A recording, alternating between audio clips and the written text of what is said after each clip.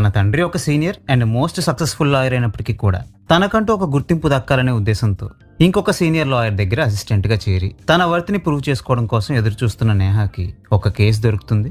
అయితే ఆ కేసు విషయంలో ఒక చోట స్టక్ అయ్యి ఆ పాయింట్ నుంచి ముందుకు ఎలా ప్రొసీడ్ అవ్వాలో పాల్పోని స్థితిలో నేహా ఉన్నప్పుడు అదే కోర్టులో స్టెనోగ్రాఫర్ గా పనిచేస్తున్న సారిక నేహాకి ఒక సజెషన్ ఇచ్చి నేహాని ఆ కేసులో గెలిచేలా చేస్తుంది. దీంతో నేహాకి సారికపై సదభిప్రాయం ఏర్పడి తను వాదించే కేసుల విషయంలో సారిక గనక హెల్ప్ చేస్తే కేసుకి 20,000 చొప్పున మనీ ఇస్తానని సారికకి నేహా ఆఫర్ ఇస్తుంది. సారికకి డబ్బు అవసరం కావడంతో నేహా ఇచ్చిన ఆఫర్కి ఒప్పుకుంటుంది. ఈ క్రమంలో వాళ్ళ మధ్యన ఫ్రెండ్షిప్ కూడా ఏర్పడుతుంది. వరుసగా 10 కేసులు గెలిచి తన వర్త్ ఏంటో ప్రూవ్ చేసుకుంటానని తండ్రితో ఛాలెంజ్ చేసిన నేహా 9 కేసులు వరుసగా గెలిచి 10వ కేసులో ఏకంగా తన తండ్రికే ఆపోజిట్ గా వాదించాల్సి వస్తుంది. మరింతకీ నేహా తన తండ్రిపై విజయం సాధించిందా? ఈ కేసు విషయంలో సారిక ఇచ్చిన సజెషన్స్ నేహాకి ఉపయోగపడ్డాయా?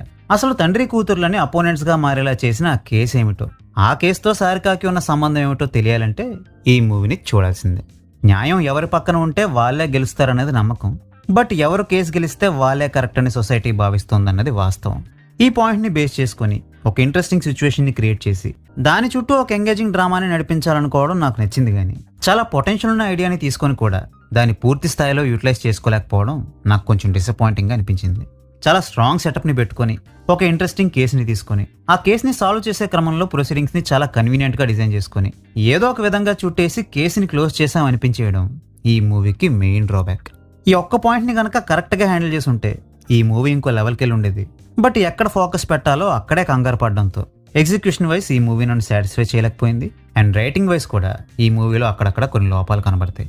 సో ఫైనల్ గా ఈ మూవీని నేను మీకు రికమెండ్ చేస్తానా అంటే, ఒక మంచి ఐడియాని తీసుకున్నందుకు గాను, కొన్ని సీన్స్ బాగా వర్కౌట్ అయినందుకు గాను, ఓవరాల్ గా మూవీ ఎలా ఉందనిపించినా అట్లీస్ట్ ఒక్కసారి అయితే ఈ మూవీని చూడొచ్చు. పైగా ఈ మూవీ ప్రైమ్ వీడియోలోనే స్ట్రీమ్ అవుతుంది అండ్ తెలుగు ఆడియో కూడా అవైలబుల్ గా ఉంది. కాబట్టి మీకు వీలైతే ఈ మూవీ మీద క్లిక్ వేయండి. అడల్ట్ సీన్స్ లాంటివి ఏమీ ఈ మూవీలో లేవు. అంటే అవి పెట్టడానికి స్కోప్ ఉన్నా కూడా పెట్టకుండా మంచి పని చేశారు కాబట్టి కంఫర్టబుల్ గానే ఈ మూవీని చూడొచ్చు. ఆ విషయంలో ఏం భయపడనక్కర్లేదు. సో ఇంతటితో ఈ వీడియో సమాప్తం. మళ్ళీ ఇంకో వీడియోతో కలుద్దాం. అంతవరకు సెలవు. నమస్కారం.